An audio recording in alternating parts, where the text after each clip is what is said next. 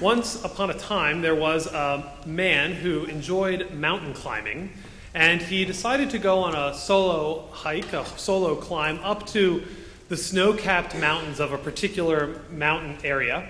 And he took all of his equipment with him, the ropes and the carabiners and the harness and a tent and some food, and he was planning on being gone a number of days. Well, after a few days of hiking, he came into that snowy area filled with kind of ice, and it was pretty cold up there. And as he was looking for a place to stay one afternoon, a storm rolled in, a really strong storm that brought a lot of wind and a lot of snow, and it knocked out visibility so that he couldn't see even the ground that he was stepping on. And as the sun set, it became very dark, and this man was looking for that little patch of ground where he could set up his tent, when all of a sudden his foot kind of stepped in something that was not solid. It was a patch of ice that broke underneath his weight. And the man started to fall down into an ice ravine, and he fell, and as he was falling, his life flashed before his eyes. This must be the end, he thought. And the good memories came, and even a few of the not-so-great memories flooded back briefly. But before he could finish his life's journey in this mind's eye, he felt the tug of the rope and the harness kind of catch. And as the harness caught him, his heart kind of sank into his stomach, and he realized that he was still alive, hanging by that life-saving rope. Oh God, thank you for saving my life, but now I'm in a totally different disaster. Please save me. As he's dangling in this ice ravine, please save me from this sure fate of death. And as he sat there, kind of listening to the wind whip around, not able to see anywhere around him, total darkness, he heard a small voice. Cut the rope. I'm not cutting the rope. It's the only thing holding me. I'm not cutting the rope. Well, the night passed and the morning came and the storm cleared. And as the sun came up, there was another group of hikers that came upon this man and his body, him still hanging by the rope, his frozen body hanging there. He's dead, 1 foot above the ground. Today's gospel kind of does a similar little trick with us. Jesus takes us into this parable about this rich man who is a farmer who ends up having a really good harvest one year. But this man is ready to retire, but he's worried that he doesn't have enough saved up. And so because he had had such an abundant harvest this particular year, he decides to tear down his existing barns and build even bigger ones so that he can retire and, as it says in the text, eat, drink, and be merry. But Jesus uses God's voice as a type of interlocutor to remind the man that his life is being demanded of him that night, that he's going to die tonight. And what will now happen with all of these possessions? You were so focused on them that you were not able to be rich toward God. The gospel today kind of reminds us of how precarious our relationship with our possessions can be, even our relationship with money and participating in the economic system. I have a little quip about that, because with possessions, we don't want to err too far on one side or the other. It would be easy to say, well, possessions are bad, money is bad, we need to all become monks or nuns and live a cloistered life away from the world.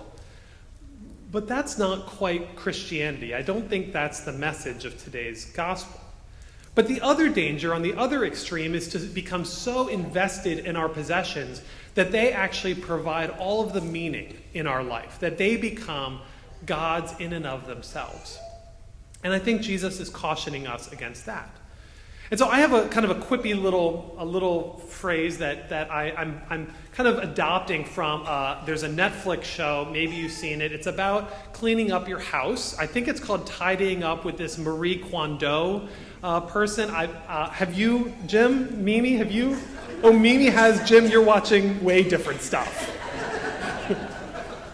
Well, not to be named. Not to be named, yes. Much more interesting shows, I'm sure. I have not seen this show, but I know there's one little kind of way that she goes through her house to try to tidy it up. She looks at the possessions she has and she asks the question, does this thing bring me joy? Does this thing bring me joy? And if it brings her joy, she keeps it. And if it doesn't bring joy, then it's time to give it away or get rid of it. Well, the same is true at some level for our possessions as Christians. But the question is not about whether it brings us joy. It's about whether we are connected. We remain connected with that possession. Connected to God and connected to one another. And if that possession, if that thing or that, even the money is getting in the way of those connections, then I think we have to examine what that is doing in our life and how it's doing it. But at the end of the day, I think that our relationship with our stuff as Christians is always a little precarious. We're always a little bit off balance with it. And I think that's actually a good thing. Today we're going to welcome into the household of faith Henry Dudgeon, who's going to be baptized. Welcome to his family and friends all there in the back. We're so excited to have him and to baptize him and to share the love of God with him. But it's not an easy path that we walk. It's a path that is riddled with difficulties. It's a path that often is lived in the gray of life, not in the black and white of life. And as kind of as a little quippy little example that I have for you this morning, and I thought it was going to be a low Sunday and you all showed up at church, so here we are all together. So I apologize for this, for kind of the pithiness of this example, but I'm a creature of habit, if you didn't know, and one of my habits every morning, within about 5 minutes of waking up, is to go downstairs and have a bowl of cereal. I love my cereal. I have to have it within 5 minutes, or else we have real problems during the day. But it's not just that I eat one kind of cereal every day. I actually have 3 or 4 different kinds that are always open, and I rotate them. So I'll eat one kind one day, and then another kind the next day, and then the third kind on the third day, and the fourth kind on the fourth day, and then we start the rotation all over again. So this morning, I went to the Marksmen breakfast, but that was my second breakfast. I had Raisin Bran Crunch at 6:30 this morning. And then in addition to my 3 or 4 boxes that are open, I have another 3 to 6 to 8 boxes that are not open that just sit there in case of the apocalypse. In case we can't go to Trader Joe's, I have cereal at least for like a month. Well, I think this is normal.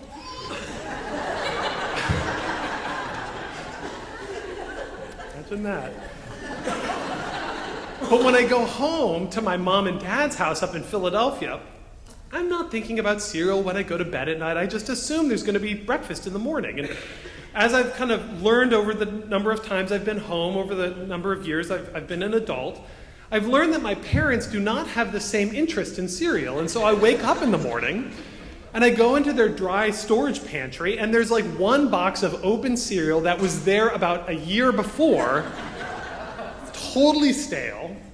And then, to make matters worse, I go into the fridge and they don't drink milk, and so there's like curdled milk in the fridge. Mom, if you're watching, don't get angry. But it makes me nuts at their house that they don't have this nice selection of cereal. And my mom has tried over the years to, she now tries to get like a box of some kind of cereal that I typically don't like, but it's okay. I appreciate the effort.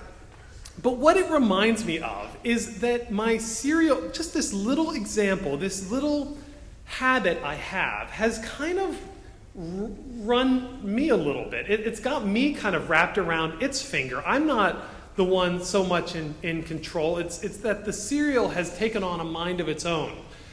And it has, at some level, gotten me into this habit that's a little bit disconcerting. And so the goal here is not to get rid of cereal. It's not to change the breakfast habit. The goal here, the method in Christianity, is to change it up, is to put yourself in a different environment or do something different with your material possession so that you see what kind of hold that possession has on your life and on the relationships that you have with one another, even with your family. Thankfully, this hasn't really impacted my relationship with my parents as much. Really, their dog does that, and the barking that happens at 5 a.m, but that's a different sermon for a different day.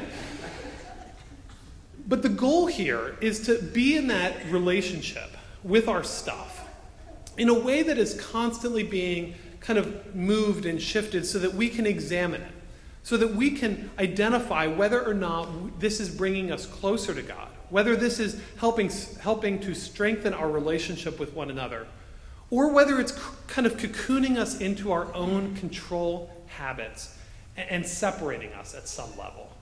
And then to allow, kind of like that climber, right, in my little fictional story, that climber who really just needed to release. He needed to let go. That's also part of the gospel of Christ. That so much of our Christian life is about letting go. It's about releasing and allowing ourselves to be released from the hold that so much of our stuff and our habits and our possessions and our money has over us, so that we can be kind of reborn to new relationships with God and each other. Remember, relationships are more important than our possessions. Let's not let them get in the way. Amen.